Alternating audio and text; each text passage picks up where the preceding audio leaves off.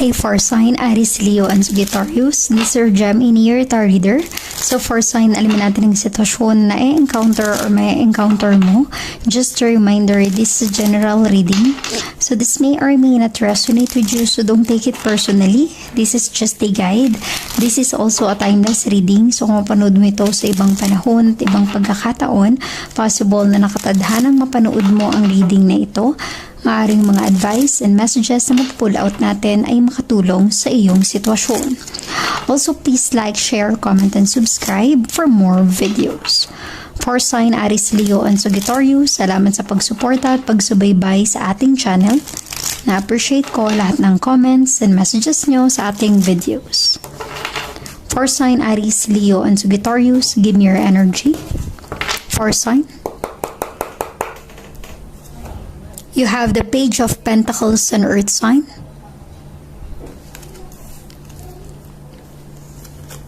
You have the High Priestess energy. And the Knight of Swords and Air sign. Okay? So for sign Aries, Leo, and Sagittarius, tingin ko may paparating na blessing and opportunity para sa iyo. Knight of Swords. There is someone rushing towards you. If this is a relationship situation, maaring merong magbabalik or may darating sa buhay mo. If ito ay patungkol sa iyong career, sa business, this is some kind of opportunity. Magandang balita. Okay? Let us clarify. You have the Page of Pentacles. Ibig sabihin nito, new blessing. Bago pa lang. Kumbaga nagsisimula pa lang. Kaya kailangan mong pagtuunan ng pansin or atensyon. Huwag mong baliwalain. Okay? And you have the High Priestess in your energy. Ibig sabihin yan, malakas ang intuition mo ngayon. Kung ano yung nararamdaman mo, pakinggan mo. Listen to your intuition, listen to your gut feeling. Kung meron kang kutob na nafe-feel sa energy na ito, sundin mo yung intuition mo. Okay? For sign Aries, Leo, and Sagittarius. Ang iba sa inyo maaaring nanonood ng mga tarot readings para humingi ng guidance and advice sa iyong buhay, sa iyong sitwasyon. And also, the High Priestess energy. Para bang ito yung sign na maaaring nakakamit mo yung mga blessing na dinidesire mo or ninanais mo. Let us clarify. Give me the High Priestess for sign Aries, Leo, and Sagittarius. Give me the High Priestess energy for sign Aries, Leo, and Sagittarius.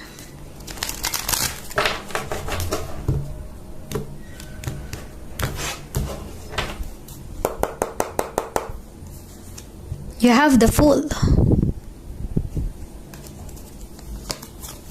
And the Ten of Wands, a sign.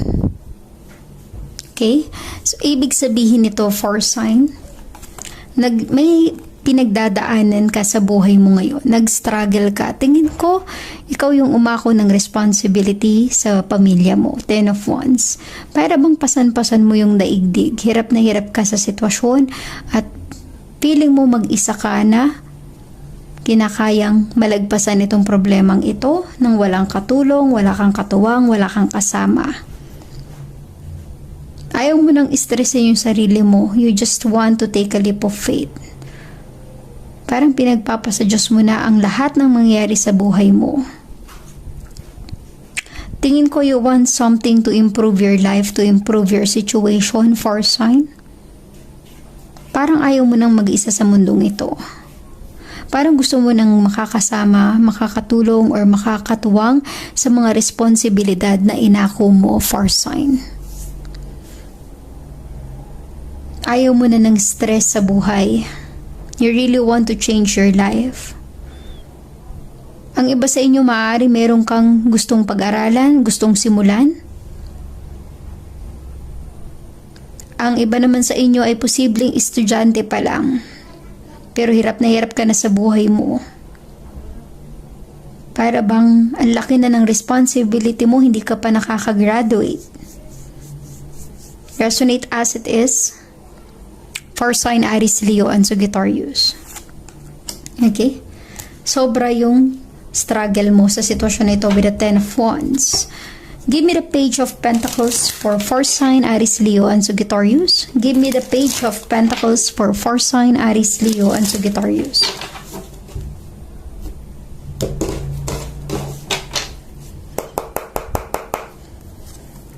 You have the Two of Swords, an air sign. And the King of Wands, a 4 sign. Okay. So, air sign, 4 sign, Aries, Leo, and Sagittarius, may darating na opportunity, blessing sa buhay mo. Tingin ko, para sa ibang 4 sign, there is someone na darating din sa buhay mo with the King of Wands. Ito yung nafe-feel mo, there is someone na paparating sa buhay mo. Someone na makakatulong sa'yo sa mga responsibilidad na inako mo. Very strong ang personality ng person na ito. Maaring there is someone in your life or posibleng this is your energy mismo, for sign. Confident ka sa sarili mo. Kahit na marami kang pinoproblema, marami kang responsibility, kinakaya mo ang lahat. You always taking risk in your life. Diba? Like the full energy, taking a leap of faith. Na kung ano man yung mangyari sa mga desisyon mo, paninindigan mo ang lahat.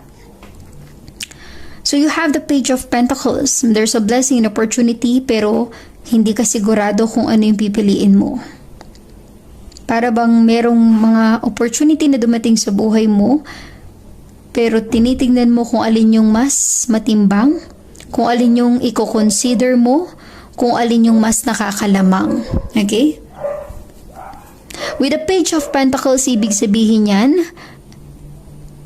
bago pa lang, nagsisimula pa lang. So, pag-isipan mong mabuti, pag-aralan mo, mag-research ka kung kinakailangan, humingi ka ng advice sa mga taong pinagkakatiwalaan mo.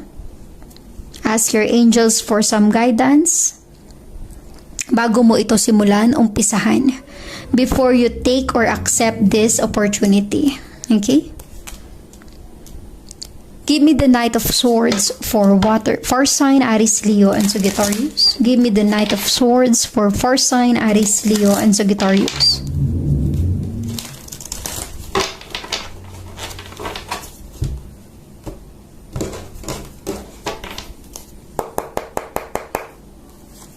You have the Ace of Cups, a water sign. And the 7 of Pentacles, an earth sign. Okay. So, meaning to say, in the near future, be ready for sign may paparating sa buhay mo. It feels like this is a connection, a love situation, love connection. Okay? Ace of Cups. Para bang yung person na ito very eager na may gusto siyang sabihin or aminin sa'yo. Aminin yung kanyang nararamdaman. At posibleng with the 7 of Pentacles, matagal niya na itong inaantay. Tingin ko, yung person na ito is just waiting for the perfect timing na aminin yung nararamdaman niya para sa'yo. For sign Aries, Leo, and Sagittarius. Just waiting for the right opportunity. Okay? Yung tamang panahon na tamang pagkakataon. Kasi ang nafe-feel ko sa energy mo, for sign, parang sa dinami-dami ng responsibility mo sa buhay, tingin ko hindi mo napapansin yung darating sa'yo. 'Di ba? Ang dami mong kailangang gawin pa sa buhay mo, sa sarili mo, for sign. Kaya siguro hindi mo siya nabibigyang panahon at atensyon kasi iba yung priority mo eh. Tingin ko ang iba sa inyo, may dumarating na love connection pero wala kang time for that. Kaya siguro yung person na ito in the near future, very eager, very determined. Gusto niya nang mabigyan mo siya ng pagkakataon, water sign. For sign, Aries, Leo, and Sagittarius. Kanina ko pa nababanggit yung water sign. There's a possibility na you are connected with a water sign, Cancer, Scorpio, and Pisces. Diba? Yung person na ito is patiently waiting na mabigyan mo ng pagkakataon. Give me more energy clarification for first sign, Aries, Leo, and Sagittarius.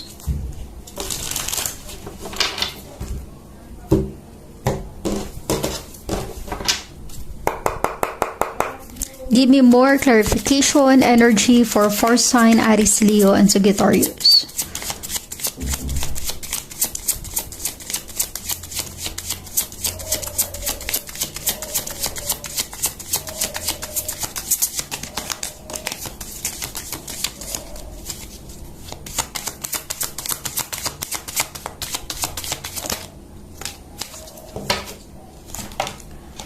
First sign you have here, the Eight of Cups, a water sign. It feels like meron kang binitawan, first sign. Parang bang meron kang nilet go, iniwan. Tingin ko meron kang past relationship na hindi nag-work out, kaya nag-focus ka na lang sa mga responsibility mo sa buhay. Kaya siguro wala kang time for love kasi nagkaroon ka na ng failed relationship. At ayaw mo nang maulit yung pagkakamaling yun. Okay, you have the Page of Pentacles and Earth sign. Pangalawang beses lumabas yung Page of Pentacles, ibig sabihin yan, there's a blessing. Huwag sayangin yung chance for sign.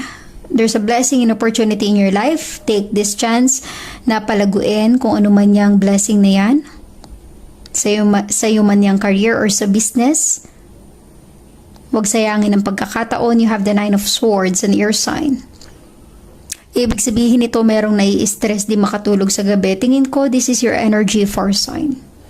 Sa dinami-dami ng responsibility mo sa buhay, hindi mo na mabigyan ng panahon or time yung sarili mo. Tingin ko ang iba sa inyo, madalas nagkakasakit kasi di ka makatulog sa gabi. Sobra yung pag-overthink sa mga problema.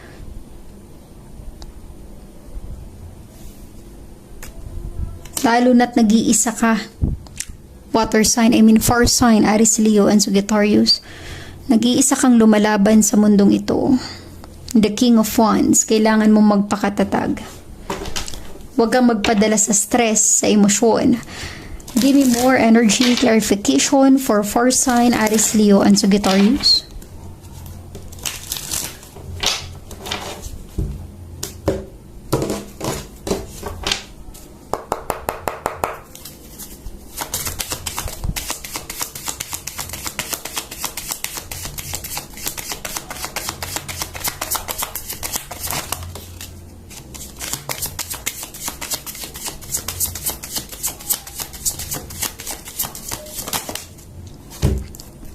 First sign you have here, the Lovers.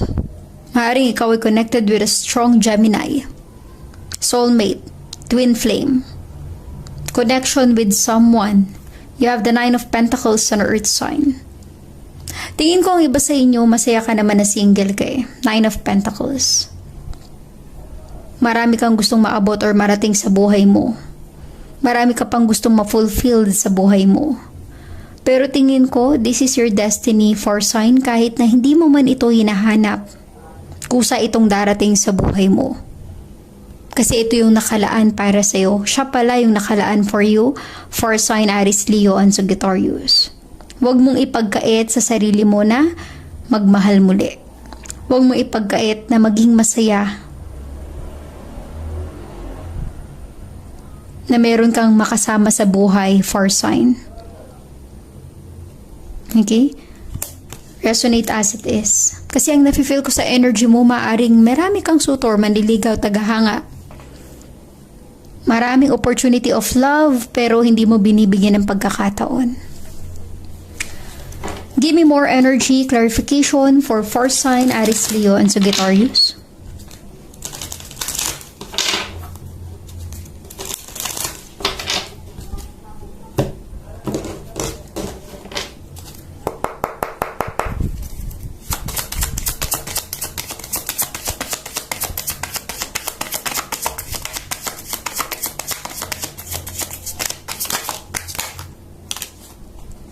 Okay.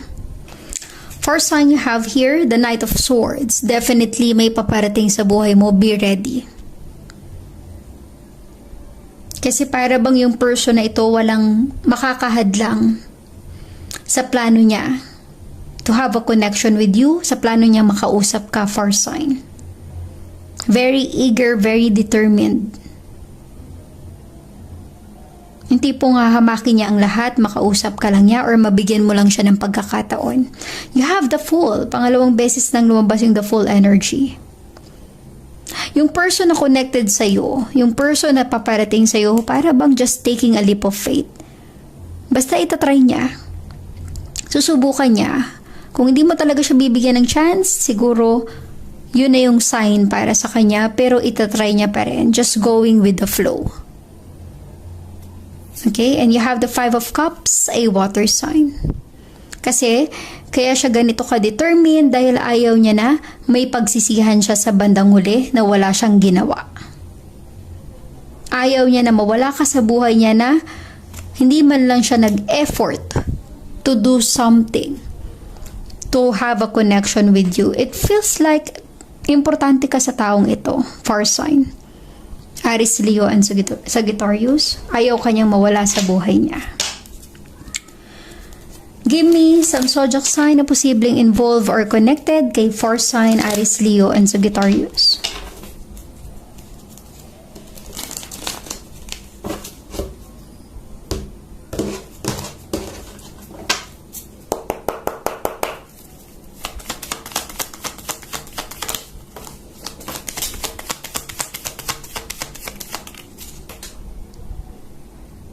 Okay. First sign you have here, the Eight of Cups, a water sign.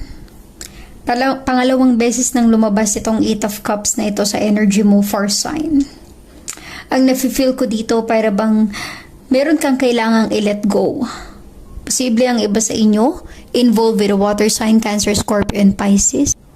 At maaring merong letter H sa pangalan ng person na connected sa iyo or sa pangalan mo, first sign. And you have the Ace of Cups, a water sign ulit, Cancer, Scorpio, and Pisces. At may letter A sa pangalan mo at sa pangalan ng person mo. Resonate as it is. This is a sign na para bang may kailangan kang i-let go for you to have a new connection sa buhay mo. Tingin ko yung person na ito wants to offer this connection with you. Yan ay kung bibigyan mo siya ng pagkakataon, for sign. Very determined yung person na ito, at tingin ko papatunayan niya na talagang desidido siya at consistent siya. Give me more zodiac sign na posibleng connected at involved kay fire sign, Aries, Leo, and Sagittarius.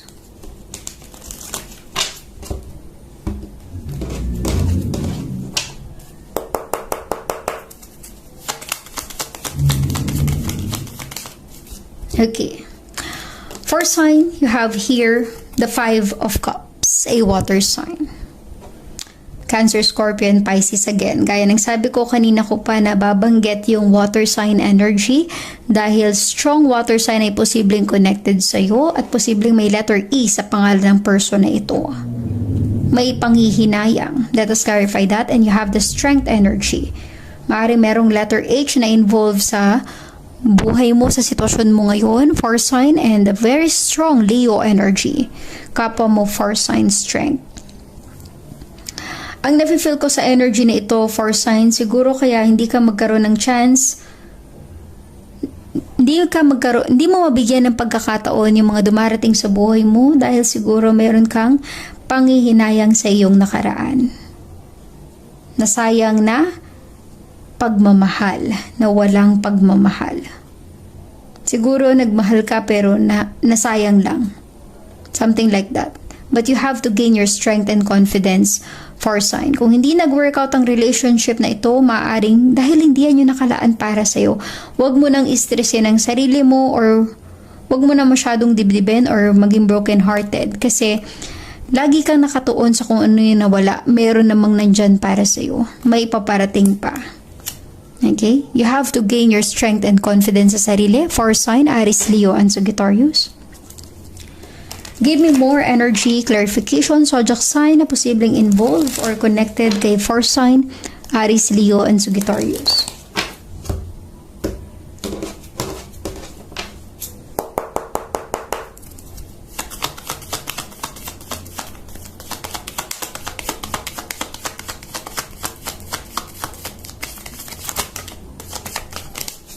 Okay.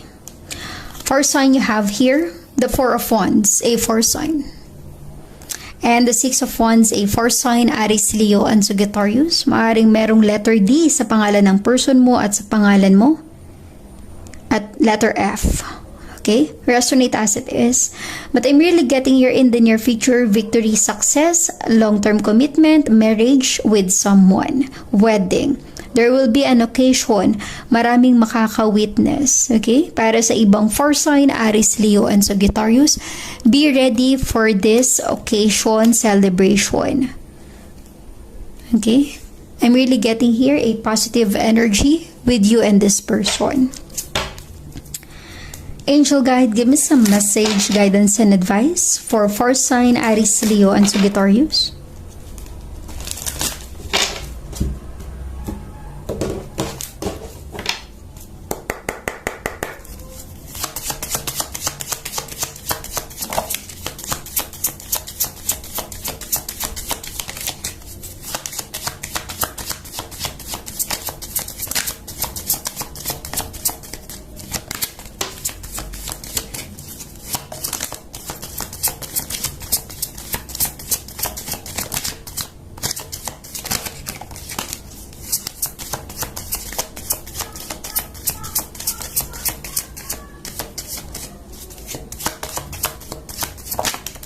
Okay. Let us see your energy for sign, Aries, Leo, and Sagittarius. You have here. No need to worry. Wala kang dapat ipag-alala. Meditation brings answer. Just meditate and contemplate. There's a romance. Gaya ni sabi ko, there's a romantic energy na paparating sa buhay mo. For sign, be ready. Not the right time. Wait for the divine timing. Communicate clearly kung meron mang gustong makipag-communicate sa'yo para ma-avoid yung misunderstanding. Ask for help from others. May ka ng guidance, advice sa mga taong pinagkakatiwalaan mo, and ask your angels for some guidance for sign, Aries, Leo, and Sagittarius. So resonate as it is. Please like, share, comment, and subscribe for more videos. Thank you for sign.